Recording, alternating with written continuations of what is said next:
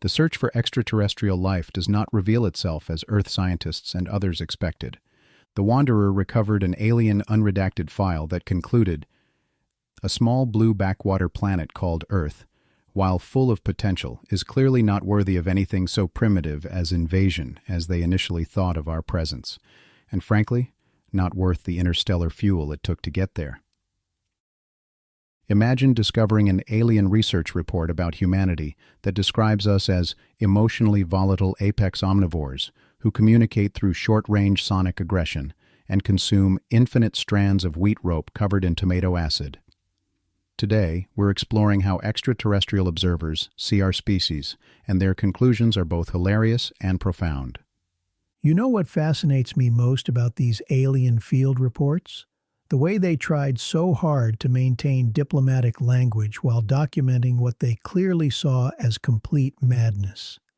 Their description of our traffic patterns as millions of vehicles accelerating at each other aggressively for sport really puts our daily commute in perspective. And their analysis of our basic social interactions is just priceless. They described handshakes as a gesture meant to symbolize non-aggression through moderate aggression, and were completely baffled by waving, which they saw as signaling distress in 12 directions simultaneously. The poor scribe Talon seemed perpetually traumatized by everything they encountered. Their reaction to human caffeine consumption was particularly telling, finding it in the soil, in the aquifers, in their bloodstream, and being especially horrified that even children were caffeinated. Speaking of horror, let's talk about Chef Mind Krell's analysis of human food. They described a burger as heated flesh matter, dairy secretions, plant discs, and sauces of unknown emotional intent. And their observation that we stack ingredients vertically, ignoring load-bearing stability and disregarding basic architectural physics, is just perfect.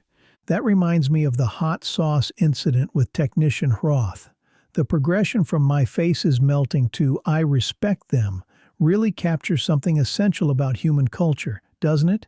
It absolutely does, and their attempts to understand our entertainment and media were equally revealing. They described our news broadcasts as going from triumph to disaster, to weather, to sports conflict, to cooking tips, all within 60 seconds, and concluded it constitutes a psychological hazard. The way they documented our online behavior was particularly insightful, describing comment sections as digital battlegrounds where we exchange insults, incorrect facts, and emotional overreactions in response to topics of little consequence. But what really strikes me is how their assessment of humanity evolved over time.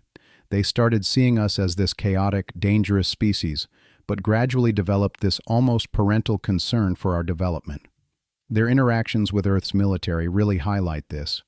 Here's this advanced civilization that could probably unmake our orbit without spilling its coffee, being threatened with our missiles.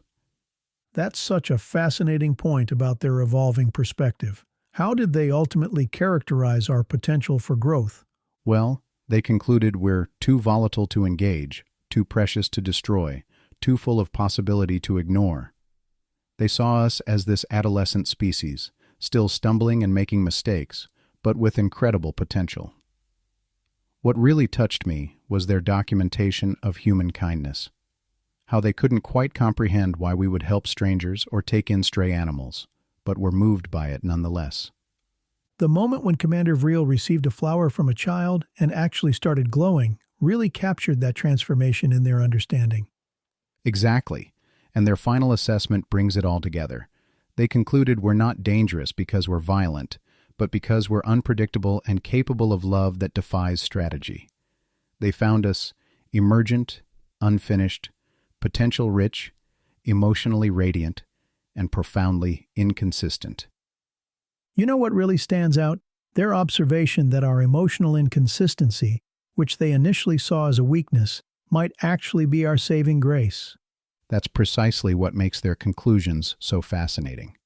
They came to study us as specimens, but left feeling invested in our future. Their decision to return in a few centuries to check on our progress feels like patient parents giving their teenage species time to figure things out. And that final moment when the child waves goodbye saying, "Bye, space people," and Commander Vreel responds with, "Farewell, little terrestrial, grow well," It really encapsulates their whole journey from bewilderment to understanding to genuine care. You know, maybe that's the most important takeaway from all this. Sometimes it takes an outside perspective to really see ourselves clearly. These visitors managed to capture something profound about human nature while also being absolutely hilarious about it. They showed us that all our contradictions and chaos might just be part of growing into something greater. This has been a presentation of Wanderer Chronicles Radio from the Archive of Impossible Places. Thanks for listening. Upcoming next, another fascinating story from the Keeper's living logs. Stay tuned.